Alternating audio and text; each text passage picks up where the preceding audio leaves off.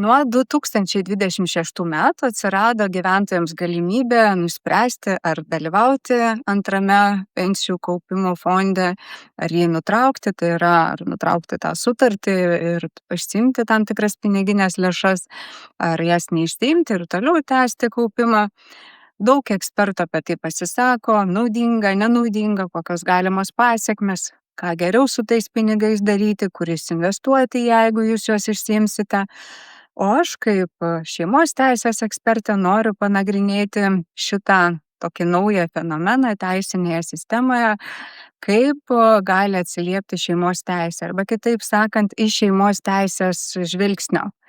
Ar tai yra galimybės, ar tai yra spąstai? Kaip jūs galvojate? Daugelis žmonių galvoja, kad sukauptos piniginės lėšos privačiame fonde, tai yra nesvarbu ar antros, ar trečios pakopos, yra asmeninė nuosavybė. Na ir jeigu jis išsiims jas dabar, ar išsiims vėliau, arba naudos pagal pasirinktą jau kažkokį planą, kai sulauks pensijos, tai bus jo asmeninis turtas. Tačiau ne visada tai yra tiesa. Jeigu žmogus yra sudaręs santuoką, tai laikoma, kad ir bet koks turtas įgytas santuokoje ar sukauptas santuokoje yra bendra jungtinė nuosavybė. Tai šiuo atveju, jeigu žmogus neturi sudarę santuoką, tai taip, šita idėja, šita mintis yra teisinga, tai yra asmeninis turtas, tačiau jeigu yra sudaryta santuoka, tai laikoma bendra jungtinė nuosavybė. Kadangi tai yra bendra jungtinės nuosavybė, tai santuokos nutraukimo metu arba separacijos metu tai bus tas turtas, kuris, gali būti ir dažniausiai yra dalinamas santuokos nutraukimo bylose. Ar noriu atkreipti dėmesį, kad kai dalinamos santuokoje tos jau įgytos lėšos,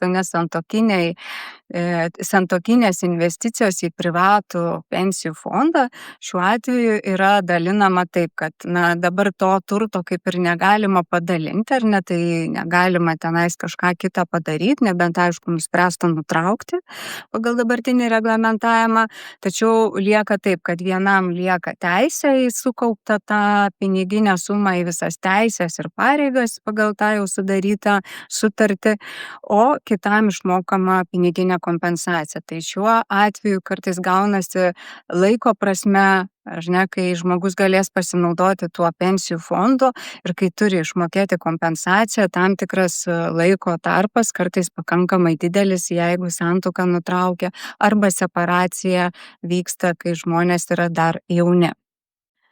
Turbūt žinote taip pat, kad tam tikra dalis vienetų arba tų investicijų yra ir iš valstybės, tai yra Sodra perveda tam tikras piniginės sumas ir šiuo atveju santuokos nutraukimo bylose mes skaičiuojame, kiek yra Sodros pinigų, atskaitome tą sumą ir jau kiek yra ne iš Sodros tų investicijų.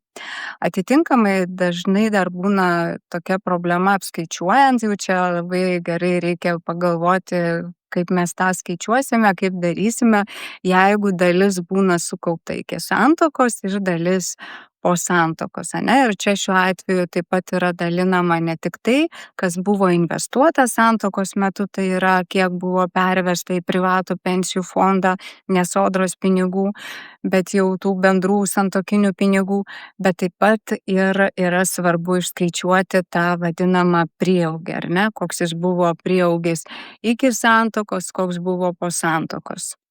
Žodžiu, skaičiuojam matematiškai.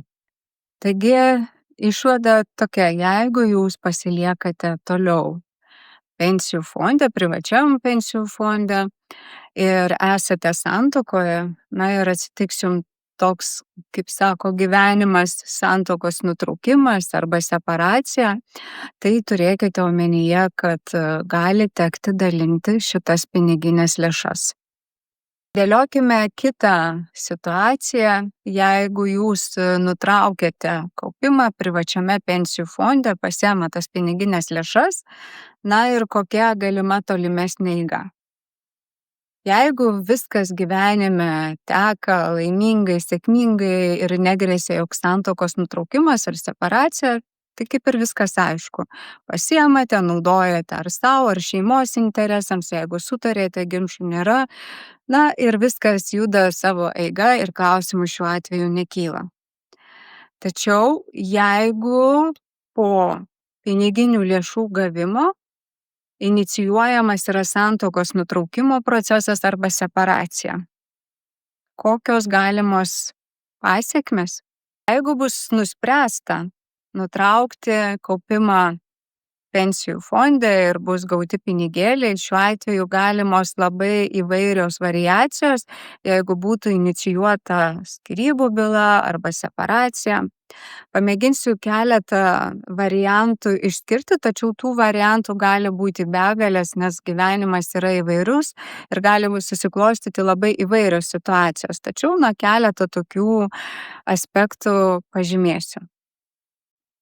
Vienas galimas yra variantas, kad gavote kažkokias piniginės sumas, tačiau jos nėra didelės, 1000 ar keli tūkstančiai eurų ir skyrybų byla yra inicijuojama po metų, po 2. Tai šiuo atveju problemų kaip ir neturėtų kilti, ypatingai jeigu iš banko sąskaitos matyti, kad pinigai buvo panaudoti šeimos poreikiams tenkinti. Tarkime, tvarkytas automobilis, pirkta kažkokia buitinė technika ar sumokėta už vaikų darželį, ar pagaliau nupirkta kelionė. Turiu didesnę nei 15 metų patirtį šeimyninėse bylose, todėl taip galiu pastrateguoti ir numatyti, kokia galima yra situacija, kuri gali sukelti problemų.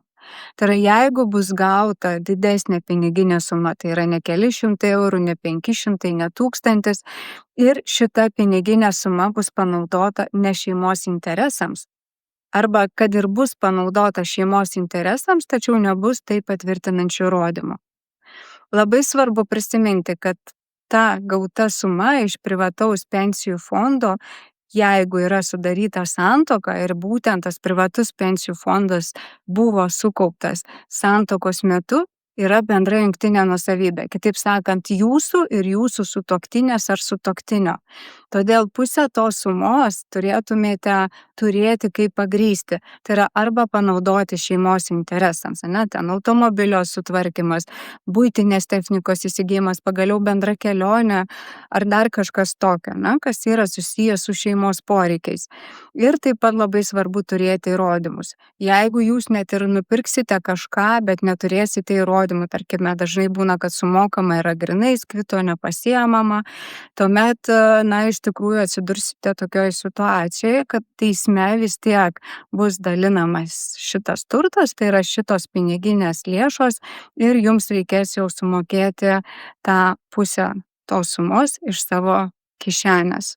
Todėl dar kartą kartoju, kad jeigu nuspręsite nutraukti privataus pensijų fondo kaupimą ir gausite piniginės lėšas, pirma, svarbu įsivertinti, ar tai yra jūsų asmeninis turtas, ar tai yra bendras su sutuoktiniu turtas.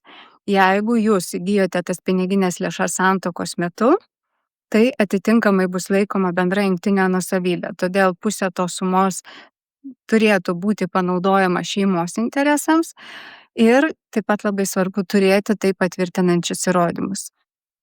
Jeigu kilo papildomų klausimų, kviečiu kreiptis į mane, advokatę Juliją Viktoriją Flis, arba įsigyti autorinius įrašus Nesiparinkę LT internetiniame puslapyje.